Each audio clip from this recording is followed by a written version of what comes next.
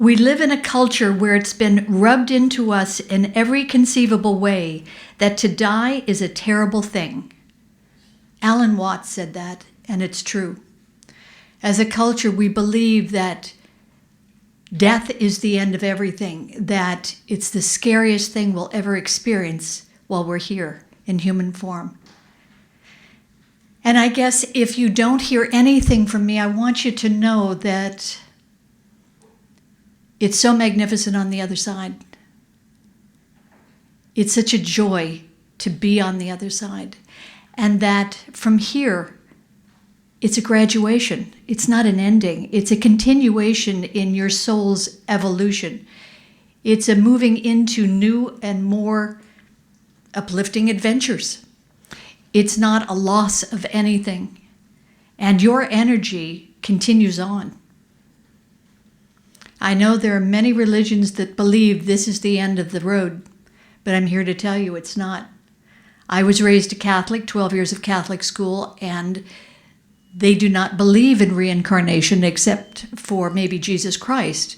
So when I realized what the truth was on the other side, it made me rethink my religion and my interaction with it. And through these years, because I had my near death in 81, so I've had a long time to work this out. I'm a spiritual person. I am not a religious person. I'm pious in my beliefs, but I am not religious. And I found that religion for me, and I'm only speaking for me, was too limiting. It was too confining a box for me to be in. I no longer needed a priest to have a connection to God. I could go directly to the source, and I do constantly. I'm in constant contact and communication, and it serves me well. So we all have to find our way and what feels right to us, and I think the most important thing is to trust what you know and what you believe, because nobody knows better for you than you, not even me. So most of us, give our power away in certain ways to other people and circumstances, and I'd like you to remember never to do that, because you are your own God self, and you do know better. So in 1981, I died in the hospital. I was going in for arthroscopic surgery. It was a very simple procedure. Nothing I was afraid of or worried about. Although that morning while I was laying on the gurney waiting to go into the OR, I started racking with cold. And one of the nurses saw I was in distress, and she was kind enough to bring a warm blanket, and she put that on me, and that calmed my body down. And a little while later, I got rolled into the OR, and she put another warm blanket on me. And I was so relaxed that I just went to sleep. I went out before I'd even had I'd had a pre-op shot, but I'd had nothing else. And I just let go. And that was sort of, in the aftermath of everything, that was sort of telling for me to remember that part of it, that I had already let go. So I went through the surgery, and there was more damage than they had thought, and I was in there an hour and a half longer than I was supposed to be. And when I awakened in, I just lost the word. When I awakened in, thank you, it takes a village. When I awakened in the recovery room, I wasn't sure where I was and what I was seeing and all of that. And there was this kind of huge commotion in the bed next to me. Now, I regress here. I need to give you a little bit of backstory on that before I go there. So in 1981, before I had this surgery, I was going through a lot of trauma in my life. I was divorced. I had a 6-year-old daughter. The work that I had been doing for 15 years as a model, I was now way too old for it. And I didn't know what to do with myself. I didn't know where I was going. I didn't know what the next step was. My parents were both dead. I was on my own. And I remember saying to God, okay, I need help here. I need some guidance. I really don't know what to do. I was overwhelmed being a single mom. I was overwhelmed being at the age that I was without a plan. I had missed so many steps in getting to this place. And I went into church, and it was almost like out of the Nun story. I don't know if you ever saw Audrey Hepburn's movie, The Nun Story, where she's like prostrate at the altar praying. And that's kind of how I felt when I was in there. I was just really begging and pleading, I need some guidance, I need some help. So the answer to that is be careful what you ask for, because a few weeks later is when I had my surgery. So here I am in recovery, and I'm hearing all kinds of sounds and whatnot, and there seems to be a tremendous amount of commotion in the bed next to me. And I'm trying not to pay any attention because I really don't want to know what's going on over there, but my attention is drawn. And I hear them saying, Dianne, Dianne. And I'm thinking, isn't that weird that we have the same name? And they're still working on her. And the next thing I'm hearing them say, Dianne Sherman, Dianne Sherman. And I'm thinking, holy crap, that's my name. They've got the wrong patient. So I'm valiantly trying to get their attention. I'm here, and I'm fine. And they're not paying any attention to me. And I'm thinking, well, they're busy. They're working on this person. They're trying to save this person. So they don't hear me or see me. The next thing I know, I'm standing at the bottom of the patient's bed while they're working on her. There are several people on both sides working on her. And I look at her and I realize, whoa, that's me. And the interesting thing was, I didn't have any connection to her. She was me, but I didn't feel anything. It was like somebody said, pass the salt. I had nothing going on with this body in the bed and with what they were doing to her. And I didn't get nervous that, how am I standing here while I'm there? How's that working? Because I had no reference in 1981 for a near-death experience. I'd never heard of it. I'd never talked to anybody. I'd never read anything. Didn't know about Raymond Moody at that point. His book had only been out a couple of years. And I was just kind of like watching what was going on and watching what they were doing.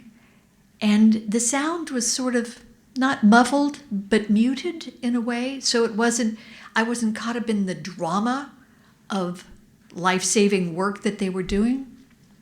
It was just like I was a passerby, kind of, just checking out what was going on. The next thing I knew, I had floated up to the corner. Now I'm looking over everything.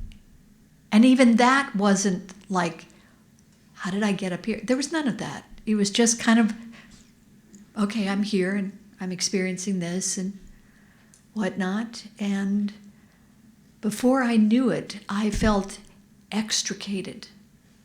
Something was pulling me out of the room. And then the next feeling was something shoving me. And, even when I say it right now, I can feel my shoulders kind of pushing, resisting that. And I started being shoved forward into blackness. Now, as a kid, I was terrified of being in the dark for various and sundry reasons. But one of them was, there was a thing about being blind, and I still to this day don't know where I got that. But the reference was that, oh my God, I'm blind, I can't see. My worst nightmare, I'm in the dark. And I'm thinking, if I can just see one speck of light, one little flicker of light, I know I'm going to be okay. Because that was always my reference as a kid. If there could be just a little bit of outside light coming in the room, I would be okay. It wouldn't be pitch black. So I'm staring ahead and I see this little tiny, tiny, tiny glimmer of light. And I'm now fixated on it because it's the thing that's going to make this all okay, is if I have that to hold on to, that little bit of light. Because I don't know where I'm going and what I'm doing. If it happened to me today, I would have had it handled. I would have known, you're going in the tunnel. You know, we've read so much about it and heard so much about it, but I had no reference point. I didn't know what was occurring. I didn't know that I was dying or dead. All I knew is that I was in this place and I didn't know what to do about it. So I'm fixated on this glimmer of light, and as I'm staring at it, and all of my attention is going there, it starts to grow. And as it's starting to grow, I know that whatever this is, it's okay. I'm going to be fine. And so I sort of just let the shoulders down, let the thoughts down, just had this sense of all rightness about it. And as I'm still being shoved, there's something now from this light pulling me, kind of coaching me and pulling me towards it. And as I'm getting closer, the light is getting brighter and bigger. And it was almost like in slow motion, I'm just sort of moving, gliding towards this light, towards this experience. And before I realized it, I'm now in the midst of it. It is everywhere. It's everything I can see and experience. It's everywhere. And I've said it, and I've heard other NDEers say it, the white light. It's not white. It's a color we don't have a name for. It's a color we don't have a reference for. It's a color that has more feeling to it than experiencing color. It has a luminescence to it that we don't have in third dimensional reality. There's nothing like it that we can see here in life. And it's brilliant. And the brilliance, you think of brilliant light, and it kind of makes you feel like that might be too much, that I need to put on dark glasses. As brilliant as this is, your eyes are fine with it. You don't have any response to it where, you want to shield yourself because it's so brilliant. But it's so gentle. And I guess that's the dichotomy. It's so huge and magnificent and wondrous, and yet it's so gentle and so loving. And that's the feeling, you're just stepping into this sense of unconditional love. And so from there, at the end of this beautiful, beautiful light, it starts to separate. And I'm now floating through the opening. And as I'm coming out the other end, there are 2 rows of beings in front of me, and they're dressed in monks' robes, brown monks' robes. Now, lots of people have lots of different experiences, and I think it's always set up according to what would be analogous to them, what would be a comfort for them. And for me, being 12 years in Catholic school and all of that, monks were a very gentle part of all of that, more so than priests. And so here they were in monks' robes, brown monks' robes, with the hoods up. And they're facing like this as I'm going through the center of them. And I'm just feeling this unconditional love radiating to me and through me and around me. It's like coming home. It's like coming home to a part of myself I didn't know I had. It's like coming home to myself in a way I had never experienced in life. Now, remember, I started out in trouble emotionally, not knowing where my life was going or what I was going to do.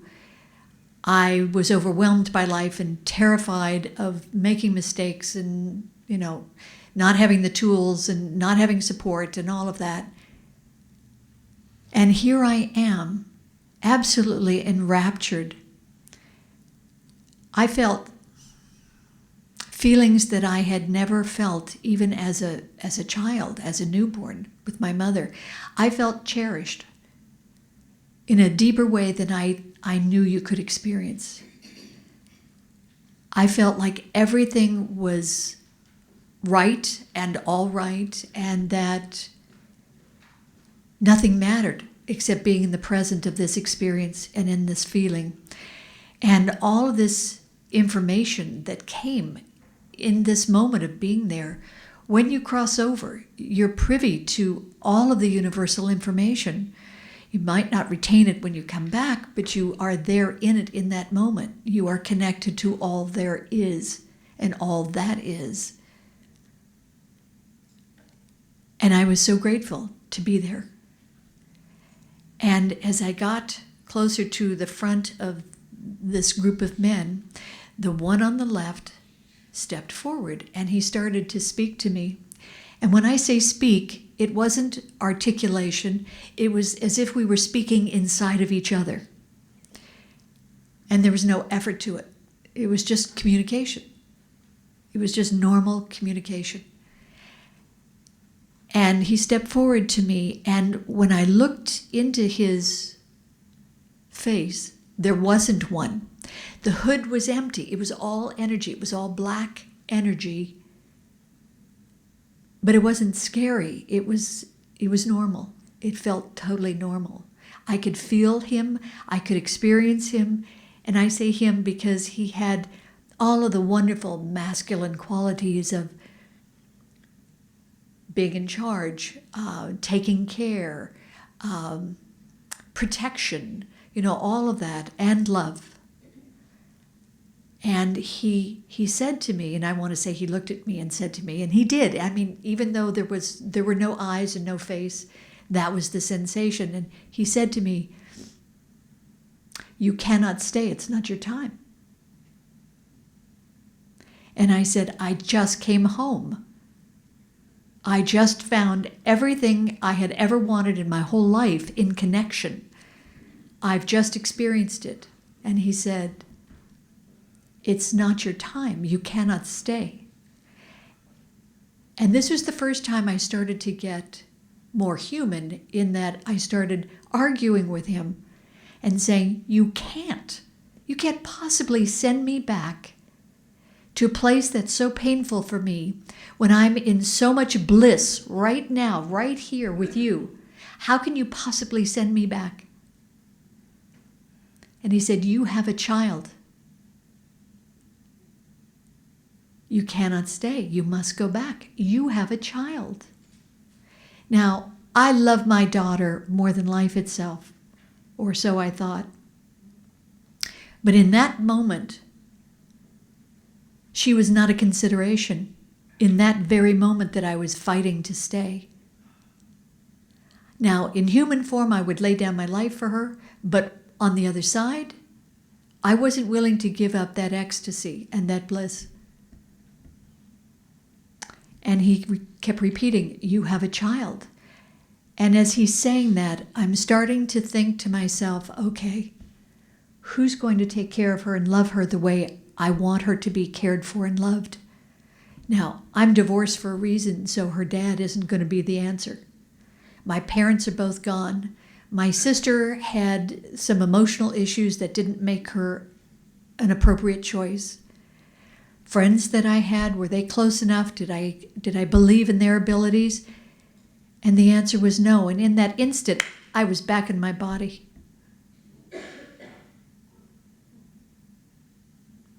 thinking about my child brought me back into my body. So I don't know if it was my heart saying, I choose her, or if it was them saying, you're going back. And I'll never know the full answer to that. I hope it was because my heart chose her. But coming back was a shock. Coming back into a body that I no longer fit into because I had become this expanded being. And now I was relegated to this human, tight-skinned being again.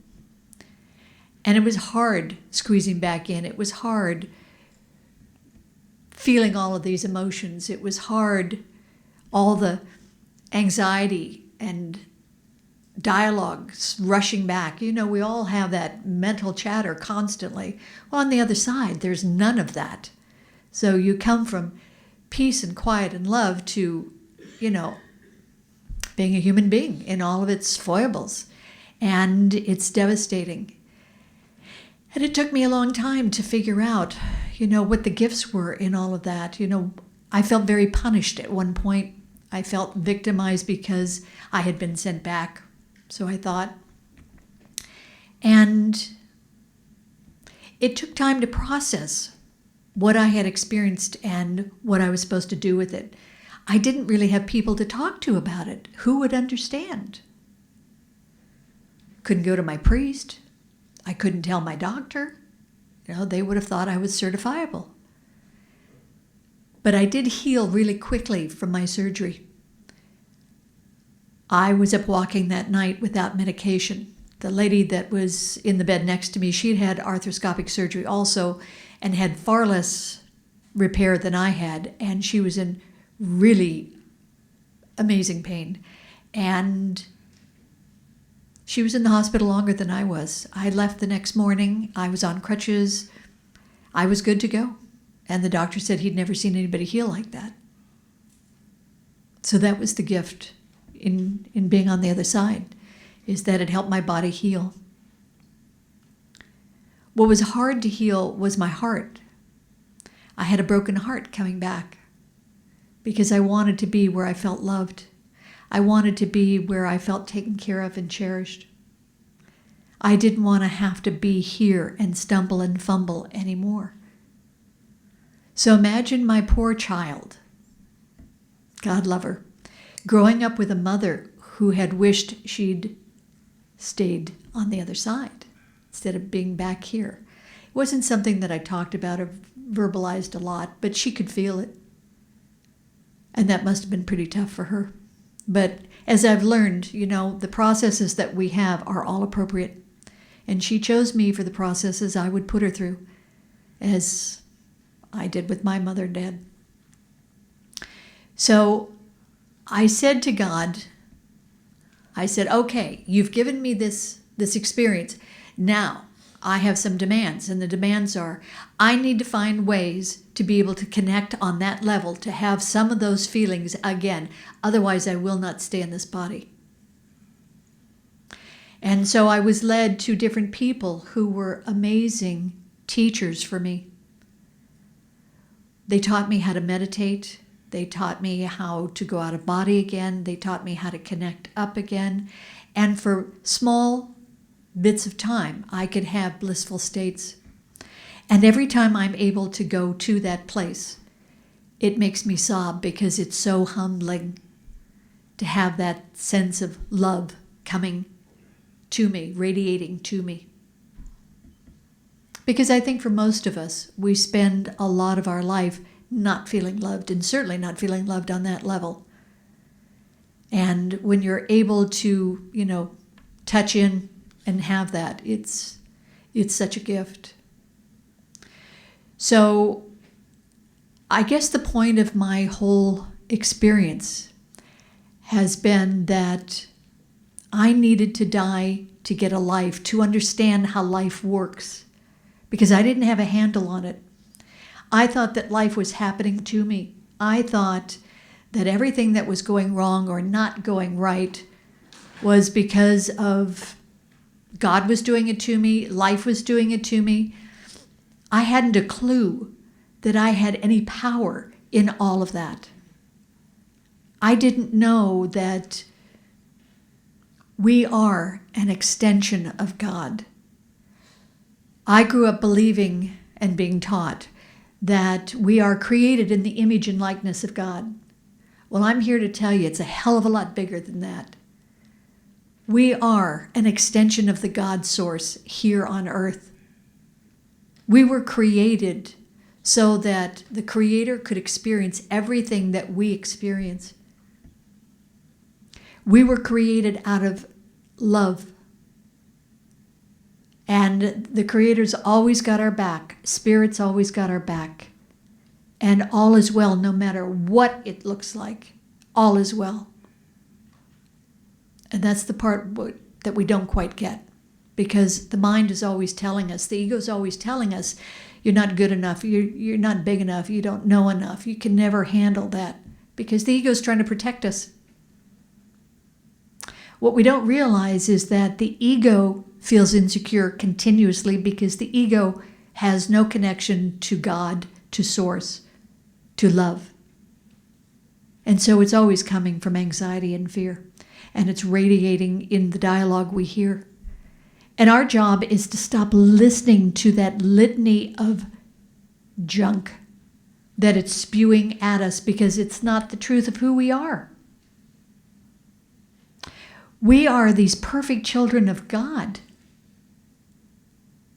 We are here to have fun. We are here to grow and expand and have amazing experiences. We're not here to suffer, which was my assumption. I thought we were here to suffer, that it was painful here. It was always going to be painful here.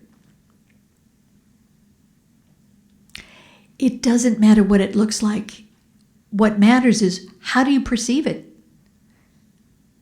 I have a grandson who was diagnosed with autism when he was 2. He's now almost 6. And he's a beautiful little boy. He's an unusually beautiful little boy.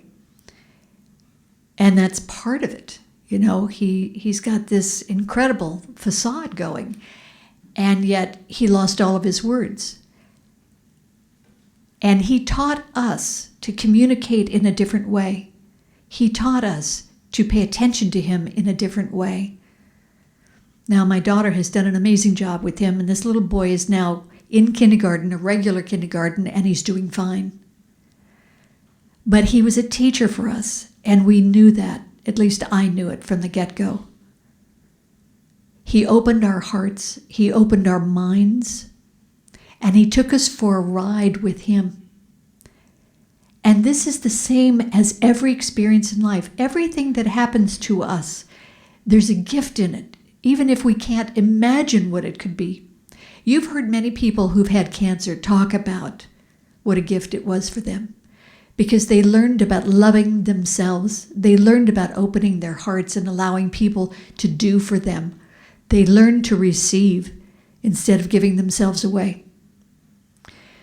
So it's really important to know that everything that we can experience in life comes from our perception of what is coming. If you believe that everything's on your side, it's like we were talking last night in the car, getting a parking place and parking karma. I know that I'm always going to have a parking space, even if I can't see it ahead of me. I know it's going to show up, and I know it's going to be not only a nice parking space, it's going to be the parking space. It's going to be right where I need it to be. And it is. Always. I've let go of thinking about it. It's a knowing, and that's the trick. It's knowing that somebody's there taking your hand and making it all okay. And when you adopt that, when you choose to believe that you are unconditionally loved, magic starts showing up in all kinds of places you can't imagine. And I think it's a question of, can we trust ourselves to love ourselves enough to believe that we deserve that kind of a life? Is that a leap for most of you, or are you on board with some of that? Can we see? Can I see some hands? Yay, I'm in the right group.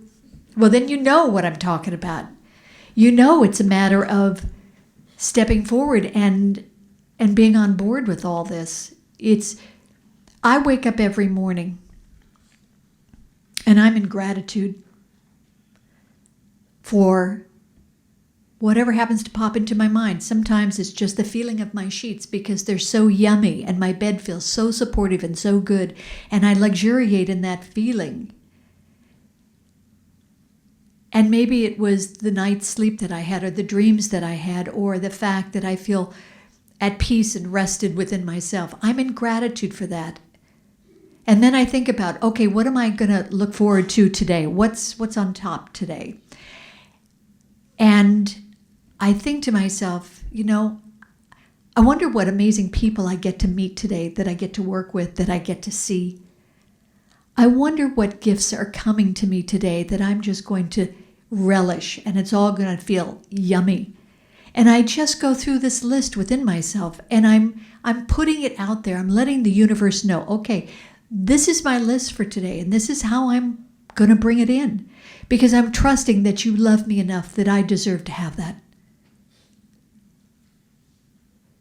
We don't have to prove ourselves to be loved by God. That came with our creation. You don't have to be anything but what you are. Because what I learned on the other side is there is no judgment on us. None. Zip. Nada. We have to stop judging ourselves, because if God isn't judging us, what are we doing judging ourselves as harshly as we do by listening to that stuff in our heads? There's nothing to be afraid of in dying. It means that you've lived and you're ready for the next adventure. It doesn't mean you're finished. It just means this vehicle that we are in is let go of. If you've ever been at the bedside of someone who has let go, who's transitioned, you can feel the energy in the room when they come out of the physical form. It's just incredible. It fills up the whole room. It's very uplifting, and it's very loving, and it's very gentle. I've been with numerous people in different forms of transition, and I've watched people suffer and fight against it and rail against it. And the most wonderful thing we can do is love ourselves through it. Trust and love ourselves that we are cared for, and you will pop right out. You stand in fear, you stand in worry, you stand in judgment on yourself, and it's going to be painful. And there's no reason for that. We should go joyfully, As the creator of Apple said, wow. Steve Jobs, wow. Be in awe of it, because it is awesome. It's amazing. So my job now, coming back with what my guides call Clearsight, is probably one of my favorite gifts of having the experience of being on the other side. And that is, I get to see all of you in your essence. I don't see your facades. I see the essence of who you are. I see your hearts in your faces. I see the beloved in you. I see the preciousness in you.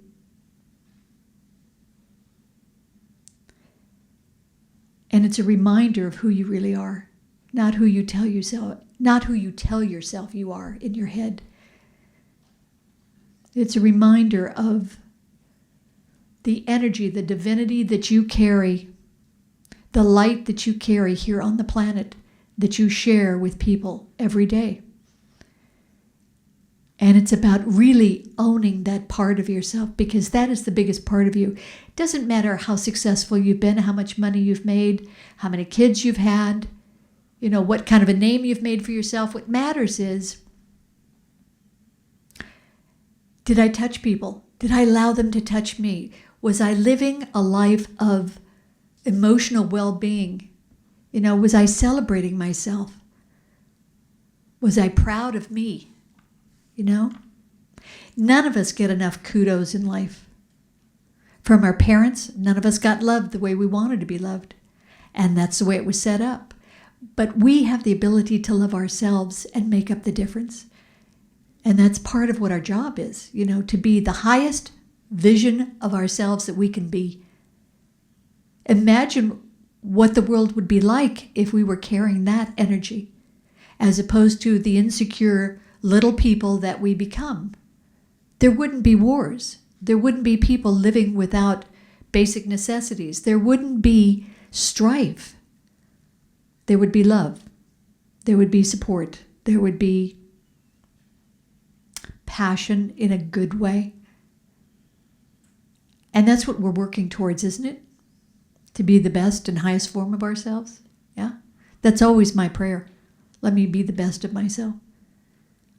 Marianne Williamson did a wonderful prayer, and she talks about in her prayer that we're afraid to let our light shine for fear that it will upset other people. And the fact is when we do let our light shine, it reminds everybody else to do the same thing. You know, to be as big as you can muster. Because we deserve that, right? So I work with people to help them heal their hearts. I work with people not to be afraid of life or death, because they're both wonderful experiences that we agreed to have. I'm here to help people become the best of themselves, to step through the blocks that are holding them back, to know who they are, to have a sense of themselves in a different way.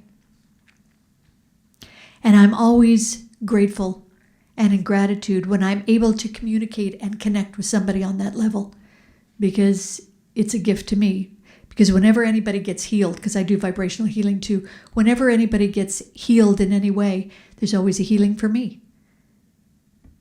And having been on the other side, I'm a junkie for all things spiritual. Any interaction that I can have that uplifts me even more, I'm right there with it. So I wanted to share with you a couple of things. Elizabeth, we had talked about spirit stories and stuff like that. Okay. Trying to think who you need to hear first. I never know until I get someplace what Spirit is asking me to do. All right, I'll give you this one. My husband had decided that he wanted to have a second house in the desert, down in Palm Desert. And I started to get really, you'll excuse the expression, pissed off at the idea of having it. And I had no idea why I was feeling this way. It was just this internal nodding up inside of me that said, I don't want to do that. And he said, well, why wouldn't you want to have a vacation house? What's wrong? Well, let's go down this weekend and we'll see what's available and blah, blah, blah. And I was so resistant. I mean, my heels were really dug in. And I had been working with this woman, Linda Kegel, and she was amazing in helping me move forward through my experiences.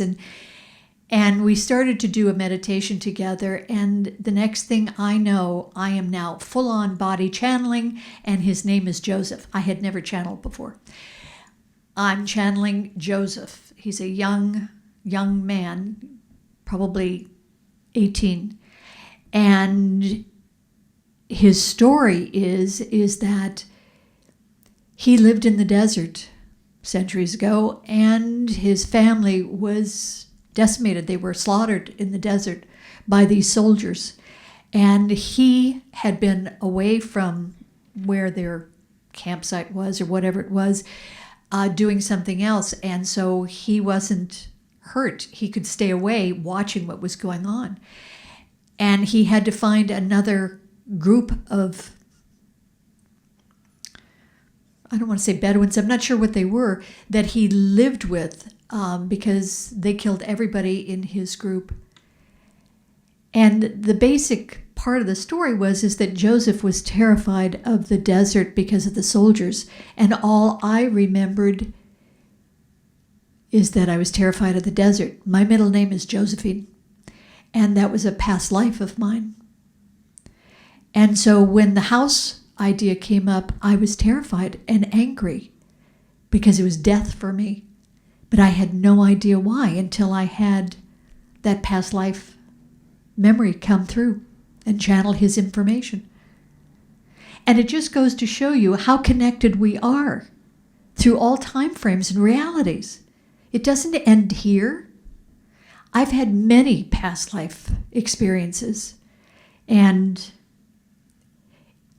everything we say or do affects everybody else in the world. It's like throwing a pebble into water. The ripples just go out and we don't realize it. We're that powerful and that synergistically connected because we all come from one place, the source.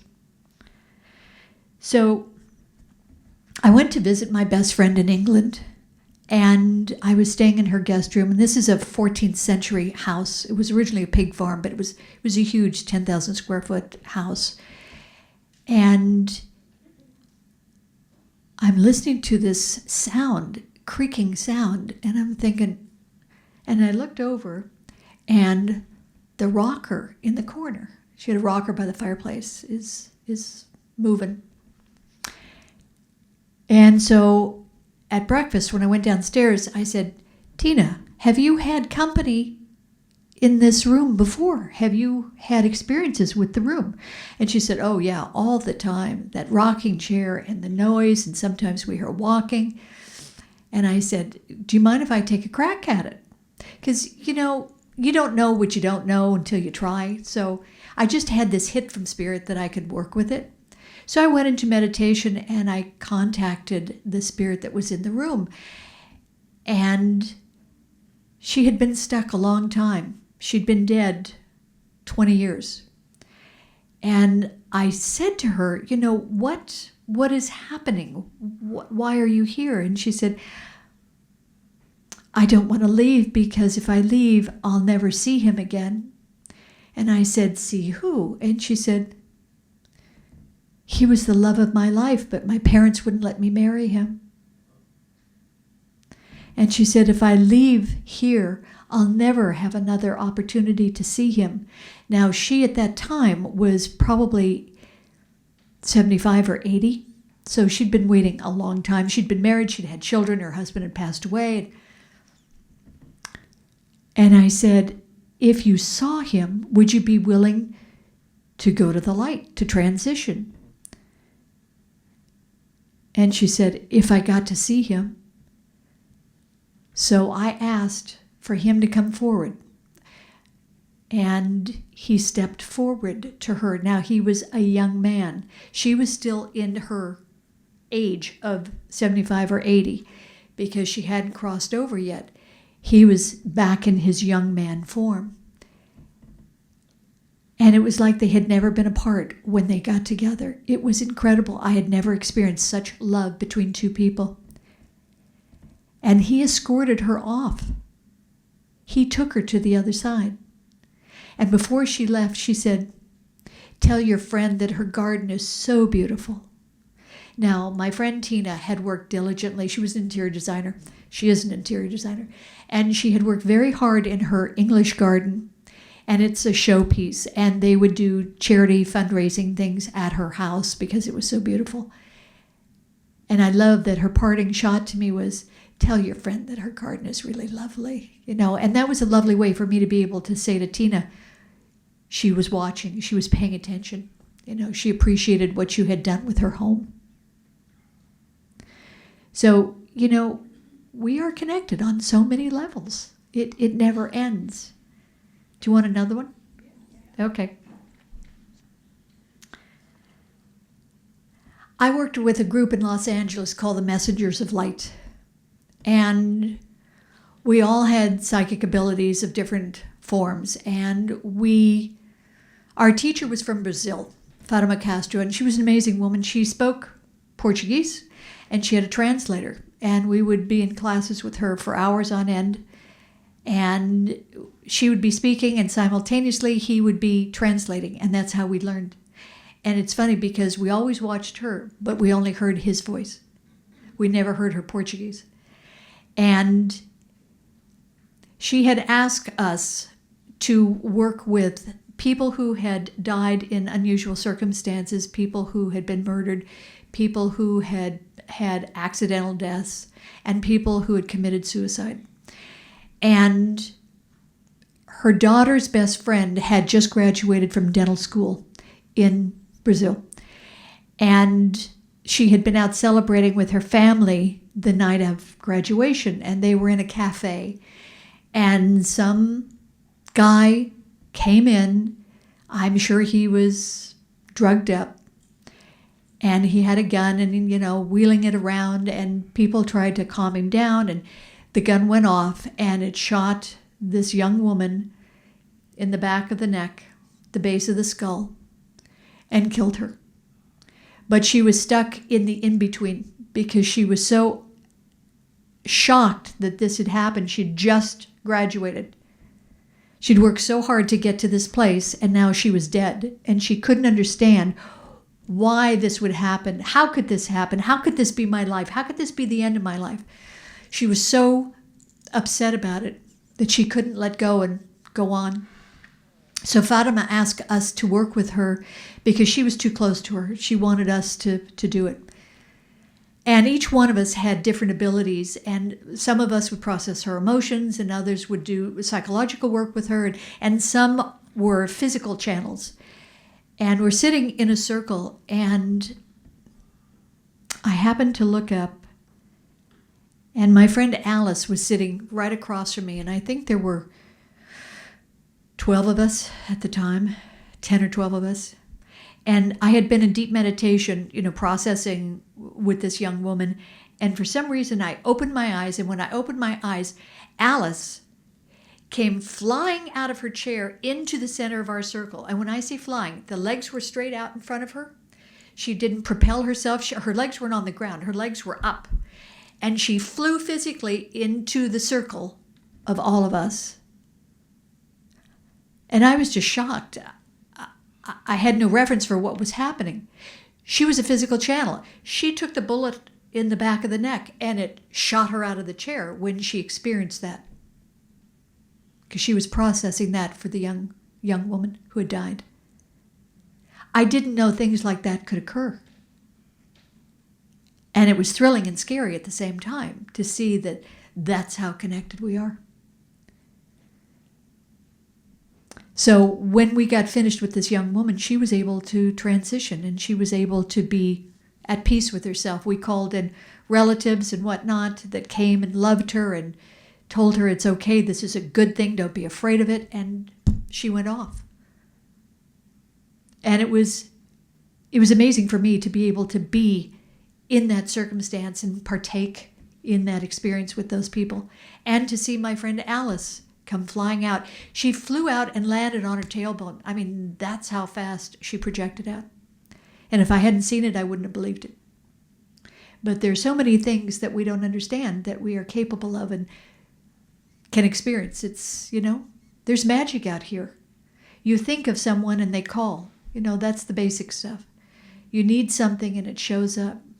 All of a sudden there's more money in your bank account than should be there.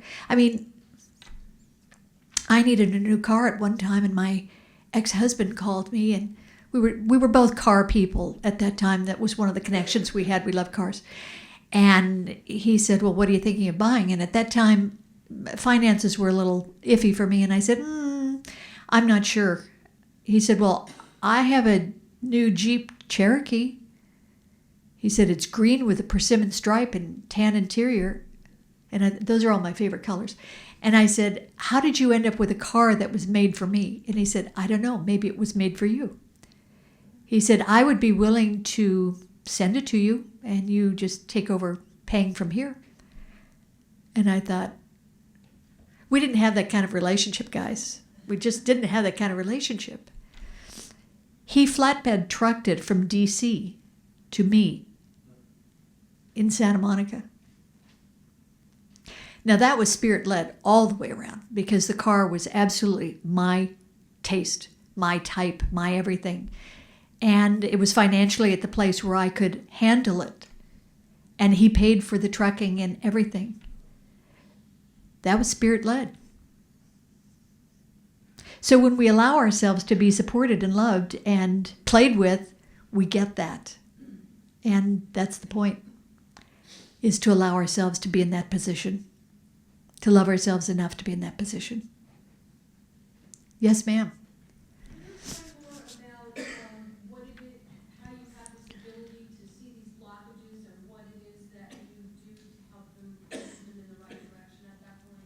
I don't know how it is that I have it. No, explain what it's like. Oh, what it's like. Experience and then how you direct it. Okay. Well, when it originally started, it would be overwhelming because I would hear and see all kinds of stuff, and I thought I was becoming psychotic. But I have worked with it enough to temper it down, and. So what it is I see your story inside of you. I see what the truth is about you that you're not telling yourself. I see the sadness. I see the pain. I see the joy. I see, the disappointment.